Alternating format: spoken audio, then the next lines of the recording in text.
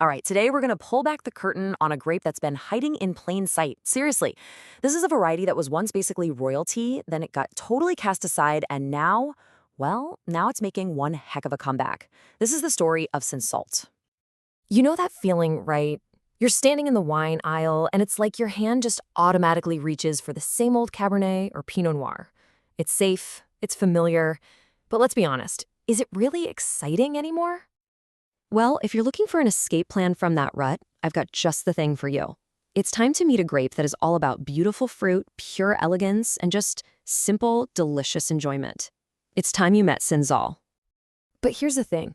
To really get why Cinsault is so special today, we have to go back in time and look at its pretty dramatic history. See, this grape wasn't always the underdog. Oh no, it was once a total superstar in the vineyard. So first things first, the basics. It's called Cinsault, and you say it like Cinsault. It's a red grape that originally comes from the sun-drenched south of France. And its whole deal, it makes these wines that are super aromatic, incredibly smooth, and just wonderfully refreshing. Think of it as the ultimate crowd pleaser. The journey of this grape is pure drama. I mean, back in the 19th century, Cinsault was an absolute superstar, one of the most planted grapes in all of France. But then, by the middle of the 20th century, tastes started to change. People wanted bigger, bolder red wines, and Cinsault got pushed aside for grapes that were seen as more noble. But guess what? Now, a whole new generation of winemakers across the globe is rediscovering its incredible potential, and it is having a massive comeback.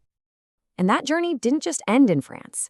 Actually, it's Cinsault's travels around the world that ultimately saved it from being forgotten completely.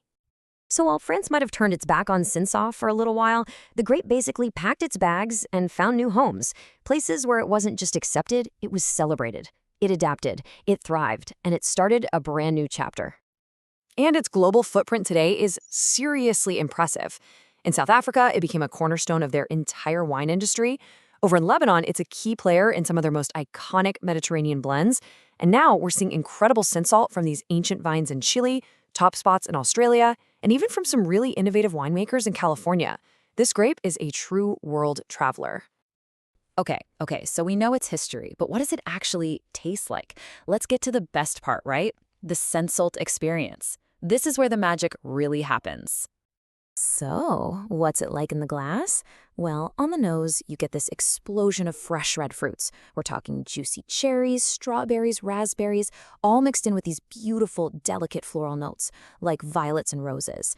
Then you take a sip, and it's light to medium-bodied with tannins that are famously soft, which makes it incredibly smooth and so easy to drink. And the whole thing is tied together with this bright, refreshing acidity. It's just delicious. And here's the really cool part. Cinsault is a total chameleon. It can be made into an elegant rosé that's just perfect for a sunny day. It can be a light, fruity red that is fantastic with pizza or a weeknight dinner. And when it comes from really old vines, it can even become a complex, spicy red. Oh, and it's a star in blends, adding freshness and fruit to bigger wines. It's not one grape, it's like 4 grapes in one.